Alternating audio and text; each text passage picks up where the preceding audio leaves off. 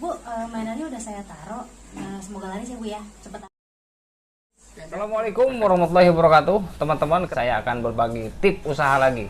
Oke teman-teman, tapi jangan lupa yang belum subscribe, di subscribe dulu dan nyalakan lonceng notifikasinya. Oke, kalau sudah, let's go.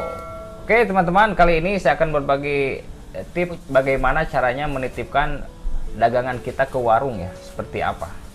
Jadi itu perlu strateginya teman-teman. Jadi kadang-kadang pemula bikin stres ya, dengan kita udah dari rumah, udah siap-siap, udah semangat, udah niatnya udah bulat, kita udah dapat warung sekian gitu, di target ya kan. Tiba-tiba nyampe lapangan tuh tidak tahu seperti apa tanggapan orang-orang itu. Ada yang bikin patah semangat dan ngedon ya, seperti itu.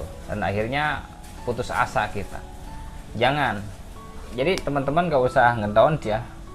Ini pengalaman saya beberapa tahun berkecimpung di titip-titip ke warung, usaha titip-titip ke warung seperti itu. Jadi emang ya kita kalau misalkan mentalnya tempe ya, kita gimana mau dapat langganan ya, seperti itu. Jadi mental kita harus benar-benar optimis, harus benar-benar kuat. Biarin aja ada yang misalkan dengan kalimat yang kurang mengenakan seperti itu, anggap aja angin lalu, biarin. Karena ya kita mau jalanin usaha ini, ya itu resikonya. Kita harus tahu seperti itu, kita harus siap intinya. Oke, jadi langsung aja. Pertama, kita harus percaya diri. Tip pertama itu kita harus pede. Jadi kita harus percaya diri nih, harus yakin. Kita harus percaya diri. Jadi jangan sampai kita pakai motor nih, misalkan lewat kita istilahnya turun jangan, tawarin jangan. Itu ragu-ragu namanya. Itu nggak percaya diri. Nah itu jangan. Jadi gimana kita melihat target, lihat pasar nih, warung seperti apa? Kita serak nih dalam hati, rem aja udah, stop aja langsung tawarin. Nah situ kita harus percaya diri, jadi jangan ragu-ragu ya. Nah itu buang ragu-ragu itu. Kalau emang ragu-ragu lewat aja udah. Yang kedua, kita harus melihat situasi dan kondisi di sekitar warung itu teman-teman. Gimana kalau yang tukang warungnya lagi tidur, abang langsung tawarin, nah Bu mau nitip ini, waduh langsung ditolak, itu yakin. Jadi lihat situasi dulu ya, mungkin lagi nggak enak orangnya seperti apa ya, lihat situasi lah seperti itu. Jadi jangan dipaksakan. Kalau lihat orang dari mimik raut mukanya sudah tidak ini, lebih baik berlalu saja, dan itu saya bakal sia-sia. Situasi kalau misalkan lagi banyak yang belanja, jangan terlalu memaksakan.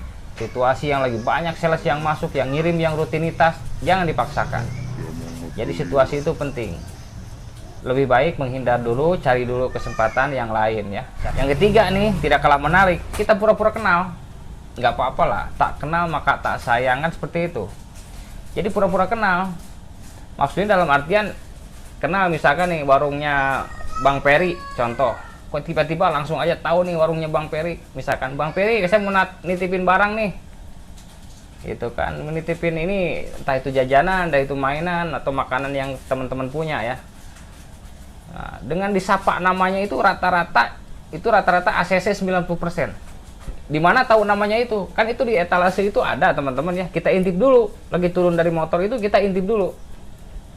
Itu di etalase itu ada nama-nama outlet ya. Mungkin sales-sales rokok atau dan produk yang lainnya ya. Itu suka dia menandain nama outlet anu.